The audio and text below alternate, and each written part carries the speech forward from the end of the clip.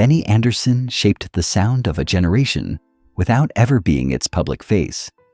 While others dazzled audiences, he quietly built the soul of the music from behind the glass.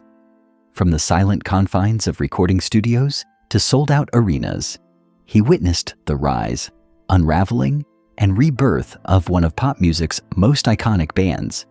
The story he's now telling isn't about sequins, disco balls, or chart-topping fame. It's about exhaustion, regret, fractured love, and the quiet moments after the applause fades. Benny's truth is deeper, more intimate, and more revealing than anyone imagined. Early musical foundations. Born on December 16, 1946, in Stockholm's Vasan district, Benny Andersson grew up in a household where music was a cherished tradition rather than a career path. His father, a civil engineer, and his grandfather, a self-taught musician, introduced him to the accordion at 6. That small instrument unlocked a lifelong fascination with melody and harmony. He taught himself piano by ear, memorizing songs after hearing them once or twice. By age 10, he was performing at school concerts and family gatherings. From the start, Benny's music was about feeling and understanding, not fame or spotlight. Rising through the Swedish music scene. In 1964, at 18, Benny joined the Heapstars, often called the Swedish Beatles.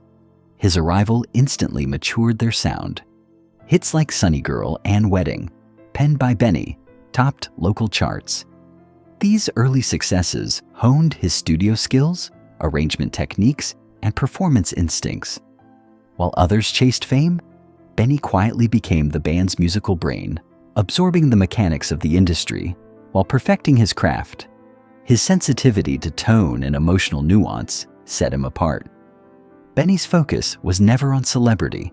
It was on building music that lasted, shaping the foundation for what would become the most enduring pop act of the decade, the birth of a legendary partnership.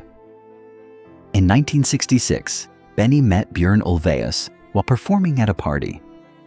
Björn, a member of the Hootenanny Singers, shared Benny's obsession with harmony and arrangement. Their impromptu jam session sparked a lifelong partnership. Over the next years, they co-wrote songs for Swedish artists, experimenting with style and structure. Benny, the emotional composer, balanced Björn, the witty lyricist. Their collaboration deepened beyond music into life itself. Joined by Agnetha Fältskog and Annie Frid Lyngstad, the four formed a group initially named Björn and Benny, Agnetha and Annie Frid, clumsy in title but electric in chemistry. Together they began shaping a sound the world would soon know as ABBA, Eurovision victory and international fame. After failing to win the Swedish selection for Eurovision in 1973, the group returned in 1974 with Waterloo. Their victory launched them onto the international stage. Soon after, they adopted the simpler name ABBA, an acronym of their first names. Benny's role transcended performance. He became a sonic architect. He layered instruments, perfected harmonies, and experimented with synthesizers long before they were fashionable. While Agnetha and Annie Frid captivated audiences visually, and Björn's lyrics charmed hearts, Benny sculpted the emotional depth of the music.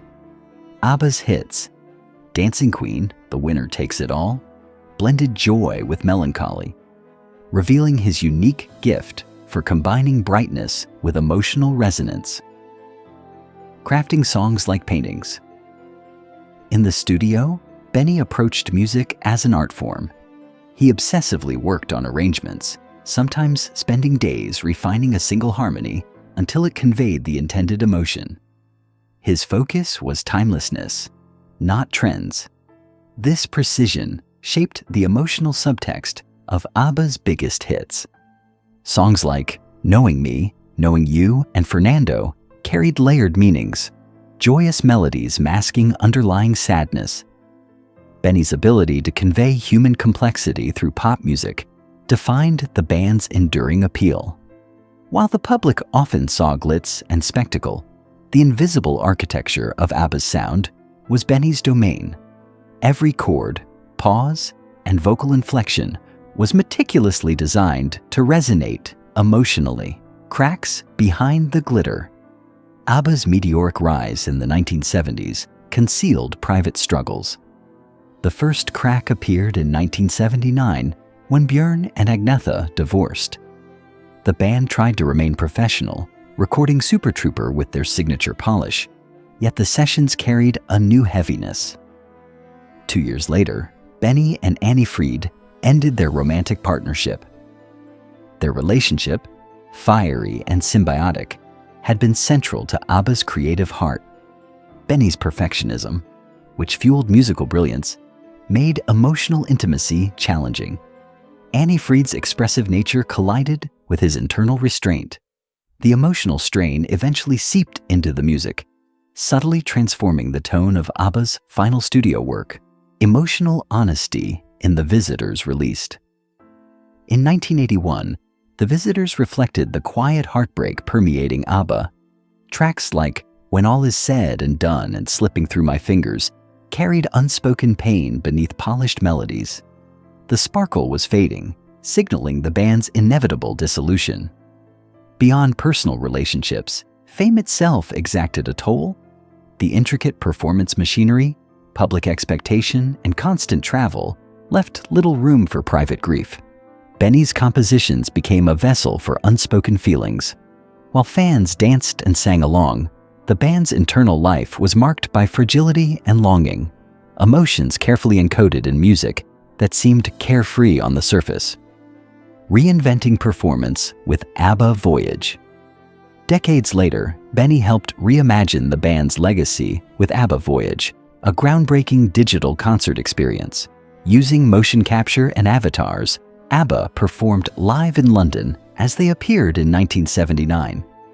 Benny oversaw every detail, ensuring the music remained emotionally authentic and technically precise. The show sold over 1.3 million tickets to fans from 140 countries. By declining a $1 billion offer for a traditional tour, the band emphasized artistry over spectacle. The avatars became extensions of Benny's philosophy. Music communicates truth without the need for constant visibility. Emotional nuance and sonic precision carried the performance, just as Benny had done behind the scenes for decades. Benny's personal reflections. Now at 78, Benny Andersson speaks openly about the years of emotional restraint and reliance on music as an outlet. I gave my best lines to songs, not to the people who needed to hear them from me, he admits. This simple confession reframes ABBA's story. Benny was never cold or indifferent. He was cautious, hiding behind music to process pain and love. Fame amplified this need for control and perfection. The songs that touched millions were also private diaries of survival, documenting heartbreak, longing, and resilience in ways words alone could not express. Benny's honesty now brings a long-awaited clarity to the band's journey. Legacy beyond the spotlight. ABBA's music endures because it reflects real human experience. Joy intertwined with sorrow. Love mingled with loss. Benny's approach, combining technical mastery with emotional intelligence, crafted songs that resonate across generations. While the band's visual image captured attention, it was the sonic architecture, the invisible scaffolding Benny built, that created timeless connection. His work shows that emotional truth and artistic brilliance can coexist. Benny's story reminds us that the magic of music lies not just in performance, but in what it communicates beneath the surface, the struggles, the resilience, and the quiet truths that shape human life. The quiet man at the piano. Benny Andersson's journey is a testament to devotion, vulnerability, and artistry. From early childhood lessons to global fame, he consistently prioritized music over visibility, substance over spectacle. His compositions captured complex emotional landscapes, offering solace, joy, and reflection to listeners worldwide. As he finally shares the personal story behind the songs, the world gains a fuller understanding of ABBA's music. It was never just pop. It was a survival mechanism, a diary, and a masterpiece. Benny shows that brilliance often thrives in quiet spaces, where care, patience, and courage turn music into enduring human truth.